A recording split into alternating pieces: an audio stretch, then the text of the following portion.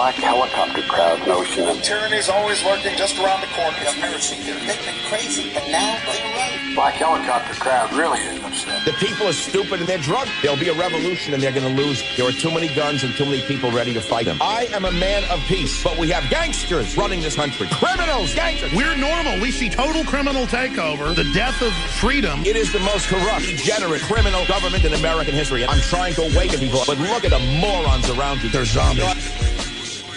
Hello, you're listening to Black Helicopter News, and I'm your host, Zen1. We have a great show for you today. I want to thank our listeners for following and subscribing, and I strongly encourage you guys to check us out on Facebook.com/Black Helicopter News and like and leave comments. Let's create a community. Let's make this podcast number one. We need to wake people up. We need to reach thousands and thousands of new listeners this year and keep expanding our operation. Ladies and gentlemen, there is a conspiracy against us to suppress the truth, to dumb us down, to collapse the economy, microchip implants, bioweapons, shadow government that's Luciferian in nature, and extraterrestrial biological entities that have infiltrated society and are among us, shape-shifting reptilians, how many of our leaders, celebrities, and presidents that are actually shapeshifters from another galaxy. Anyway, today's Super Bowl Sunday, so be on the lookout for occult, Luciferian, and Illuminati symbolism at the halftime show. Enjoy.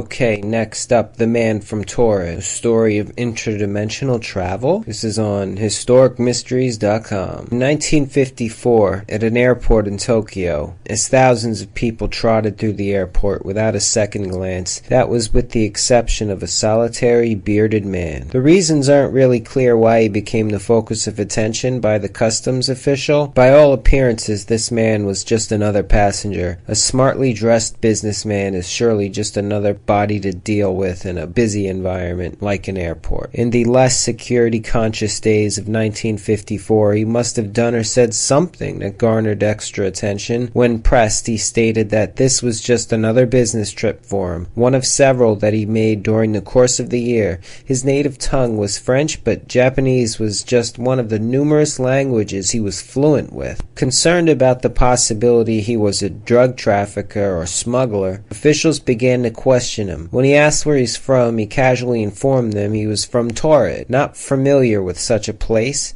they pressed him for further details. The passenger seemed only too happy to furnish additional data. Torred was a nation situated between France and Spain, which had been in existence for millennia. The simple occurrence of a customs check quickly descended into something resembling a farce, as neither side was willing to accept that the other was being anything other than honest. Customs officials were adamant that no such place existed. The increasingly irate passenger was insistent he was correct, and even produced his passport issued in Torred as proof. His previous trips to Japan and elsewhere did appear in his passport as he claimed. The contents of his wallet had currency from several European nations. In an effort to remove all confusion and expedite matters for him, customs offered their bizarre passenger the chance to indicate where he was from. He pointed to the country we now know as Andorra on a map. Faced with a choice of what to do next, customs were at a loss. Nothing like this ever happened, at least not to them. The only real course of action was to investigate the matter further. To do so, they invited the man to spend the night at a local hotel while their inquiries took place. He agreed. As a precaution, a pair of armed guards were stationed outside his hotel room. Japanese customs still had no idea if this man was who he claimed to be. The hotel he originally booked a room at had no knowledge of a booking in his name. The company who he was due to meet with had no idea who he was or even the company he represented. The bank that issued his checkbook couldn't be found anywhere either. Convinced they caught a criminal in the act that he was yet to perpetrate, customs ordered the passenger's return for further questioning. However, when his hotel room was opened, no trace of the man could be found.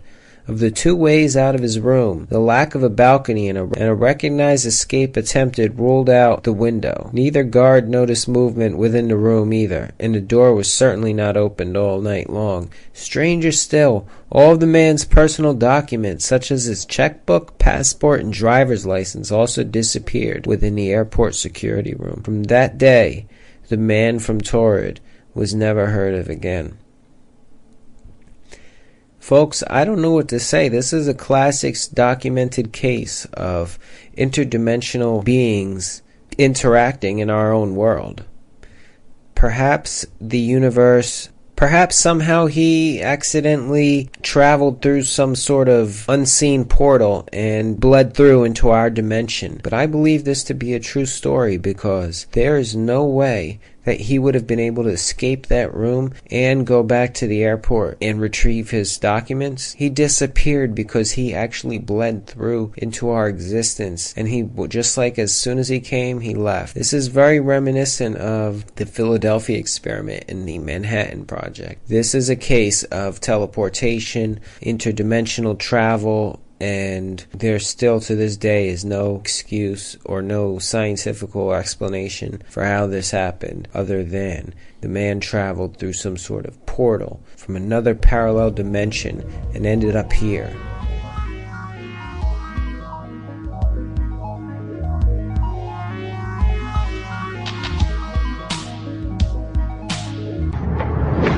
People should not be afraid of their governments. Governments should be afraid of their people.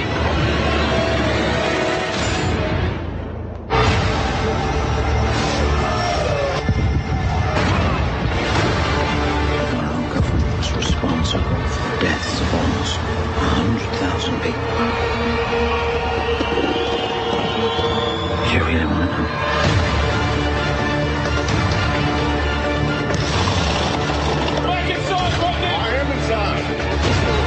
Several party members have been murdered, Chief Inspector.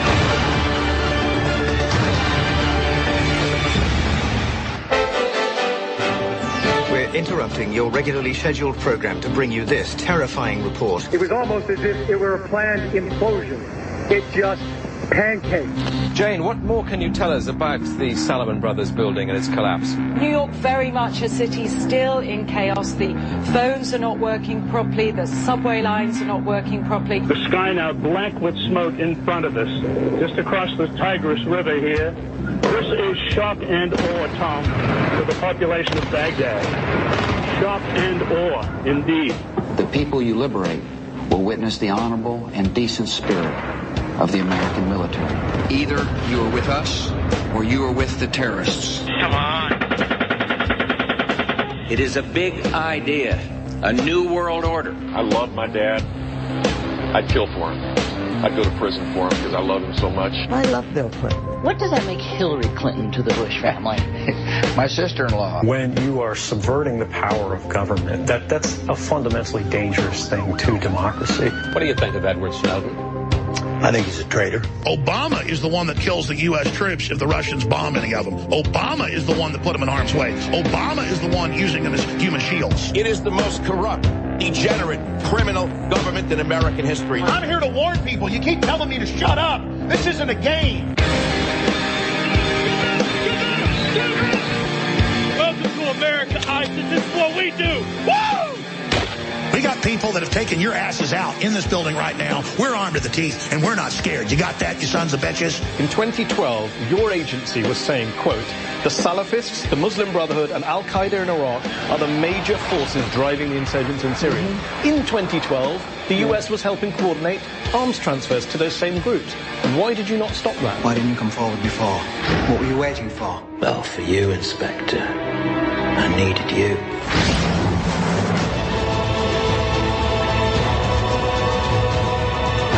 I suddenly had this feeling that everything was connected. We're all part of it. Are we ready for it? Another amazing story of an unexplained phenomenon of interdimensional travel is the Green Children of Woolpit, a 12th century legend about visitors from another world. This is on ancientorigins.net.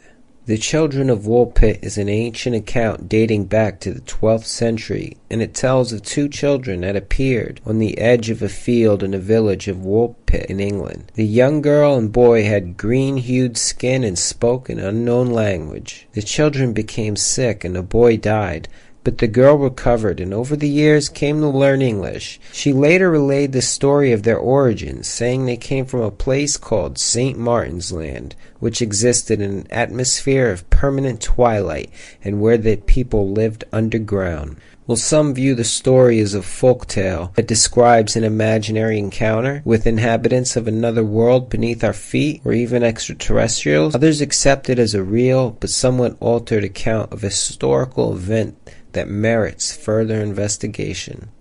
In the Middle Ages, the story was recorded by two 12th century chroniclers, Ralph of Coggeshall, who died in 1228 AD, an abbot of the Cistercian, and William of Newburgh from the 12th century, was an English historian and canon at a priory.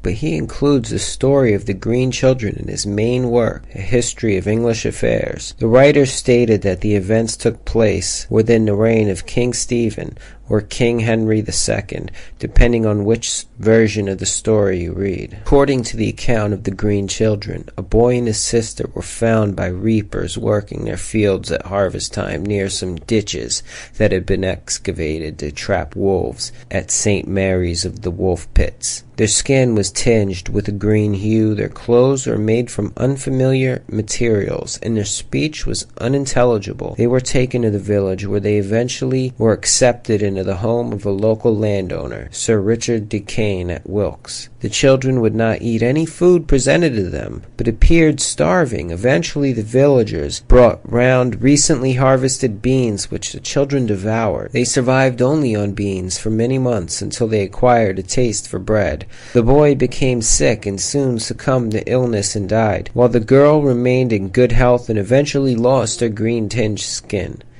She learned how to speak English and was later married to a man at King's Lynn in a neighboring county of Norfolk. According to some accounts, she took the name Agnes Barre, and the man she married was an ambassador of Henry II, although these details have not been verified. After she learned to speak English, she relayed the story of their origins. The girl reported that her and her brother came from the land of St. Martin, where there was no sun but a perpetual twilight, and all the inhabitants were green like them. She described another luminous land that could be seen across a river. She and her brother were looking after their father's flock when they came upon a cave.